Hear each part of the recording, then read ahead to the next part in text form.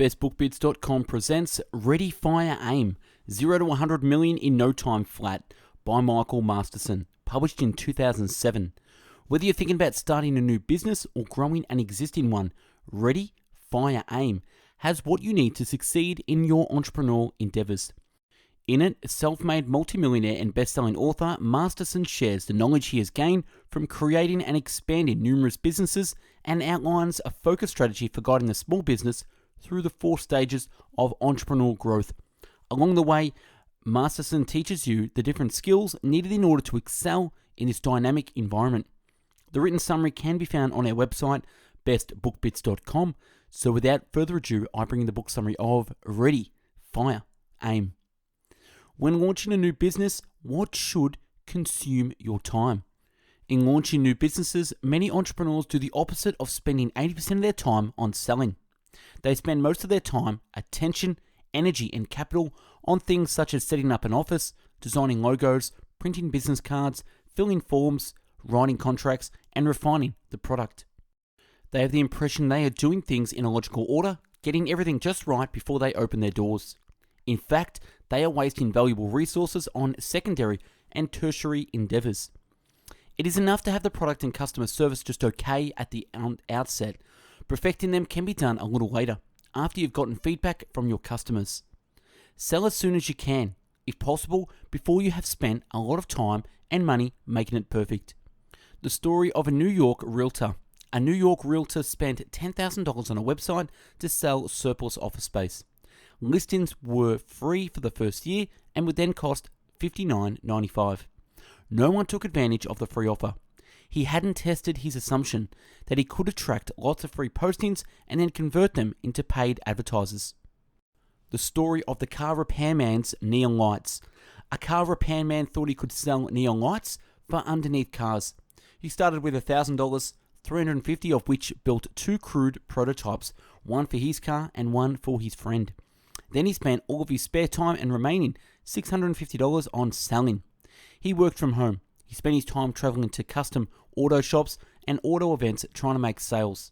After talking to potential buyers, he made adjustments to his product, his pricing, and the way he presented it. For months, he earned nothing, reinvesting cash into sales. At year 1, he started fixing up a shop, bought tools and inventory. 12 years later, he had generated $23 million in sales. Priorities when starting a business. Get the product ready enough to sell it, but don't worry about perfecting it. Sell it. Then, if it sells, make it better. Front end, back end strategy. Consider offering your product to below the market rate to build a list that you can sell more stuff to, the back end. The purpose of the front end sale is to acquire a new customer.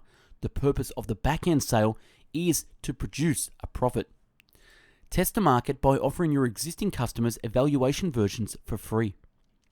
Speed of execution is key. Speed of execution is key. Accelerate failure. Ready, fire, aim. 2 reasons why most good businesses and product ideas never get off the ground. Number 1, a desire for perfection. Number 2, little chores. What is your unique selling proposition? Find something about your product that is different from or better than the competition, e.g., FedEx, overnight delivery, 7-Up, the U-Collar. Look at all other similar products on the market and try to identify gaps by reorganizing unfilled customer needs, such as faster service, better prices, superior quality and convenience, personal service, a better guarantee. Unique selling proposition, USP. The story of the brewery's USP. Schultzer Beer emphasized the painstaking brewery and bottling process, which all beer makers go through, but no one had told the customers. They generated distinction and prominence, a USP. The common claim of pure took on a very different and tangible meaning for their brand. 3 aspects of a solid USP. Number 1, the appearance of uniqueness. Number 2, usefulness. Better to select a useful feature that isn't entirely original and make it seem unique, rather than a feature that is unique but is useless. Number 3, conceptual simplicity. Nothing sells well that is difficult to explain. Fill in the blanks for your business. The only space that space. E.g., the only chain of retail stores for women that gives 10% of its proceeds to breast cancer research. E.g., the only natural health website that is created by a panel of international experts. How to sell the USP, the big idea. That is the headline for your ads. The big promise, how will you improve your customer's life? Specific claims, what could the customer potentially achieve? Proof of these claims, testimonials. Mentoring and being mentored. Never be afraid to ask questions. Never be afraid to ask questions, even obvious questions. Have multiple mentors. Ask for ideas from up, down, and sideways.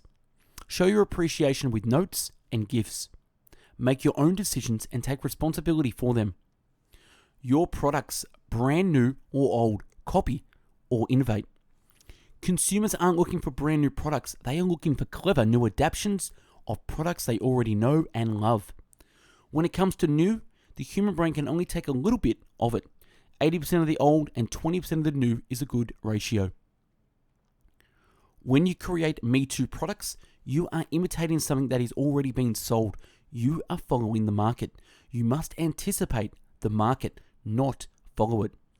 To do that, create products that are not entirely new, just a little bit better than the hottest thing out there. You are after the tipping point effect, which is the one extra dollop of water that is added to many more that have been dropped before. Imitation doesn't work because it is always too little, too late. Instead, notice what products are working and then create products with features that are somehow more advanced. It's an evolution, not revolution. It's an evolution, not revolution. 3 fundamentals. Number 1, the secret to breaking into new markets or reviving a flagging business is to create tipping point products. Number 2, the secret to catching tipping point products is to find hot products in rising markets and come up with some way to make them new and different. And 3, you need tipping point products for your front end, but you can make lots of money on the back end with ordinary products so long as you make the effort to sell them to your existing customers. Need product ideas? Use the magic product cube. Generate 3 dimensions for each category: price, product type, and USP, giving you 27 product variations. Price: inexpensive, moderate, expensive. Product type: golf clubs, golf balls, golf clothing. USP: 3 golf pros, 4 endorsements. The story of the candy company trying to cut cost. A candy company wanted to save money, so they cut out one of the 38 ingredients, which was costing $8.6 million a year. In test, customers couldn't tell the difference. They repeated this process several times. Sales started tumbling. They found an old bag of lollies. They tasted great. The new lollies tasted crap. They had been comparing each version to the previous version, so they couldn't tell the difference. They should have been comparing to the benchmark. This is a warning about increasing profits by decreasing cost. Lessons about customers. Customers don't care about you or your business. They care about themselves. Why do customers buy? To feel good about themselves and or to solve a problem. Customer complaints and objections are the key to better selling. Take advantage of the buying frenzy. By selling more to a person that is buying at that moment, don't let them cool off. Send them a thank you note and a bounce back promotion. Who would you rather sell a carry-on bag to? A person with 15 at home or a person without one? The answer is the guy with 15. 3 factors that stimulate buying frenzies: having the feeling that I have more money than I need, being exposed to psychological effective selling signals, the good feelings I get from buying. What is easier to sell, commodity items or discretionary items? When selling commodities, you are meeting a need, but customers won't be loyal to you. They will always try to pay as little as they have to. When selling discretionary items, especially luxury items, it is easier to convince your customer that your particular products are unique and that by purchasing them, he can get the psychological benefits the items offer.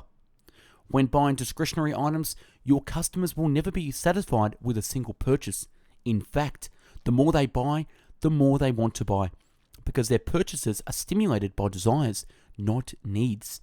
Desires can only be satisfied temporarily. Desires can only be satisfied temporarily. Stimulate desires such as acceptance, recognition, admiration, love. The story of how to become a movie maker the Ready, Fire, Aim way. Mark Singer was fascinated with the story of an underground city of homeless people in New York. He found them and even lived with them. Someone suggested he make a movie.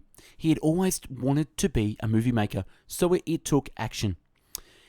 He did it on the cheap, and Dark Days won several awards at the 2000 the Sundance Film Festival, and his career is flourishing. And that's a wrap on Ready, Fire, Aim. Subscribe to our channel and take a look at the hundreds of book summaries uploaded previously. To find hundreds of written summaries, check out our website, bestbookbits.com, and for hundreds of audio podcast summaries, find us on mixcloud.com/bestbookbits. If you want to connect with myself and need some guidance, advice, coaching, etc., drop me an email at coaching@bestbookbits.com. Thanks for watching and listening, and stay tuned for more.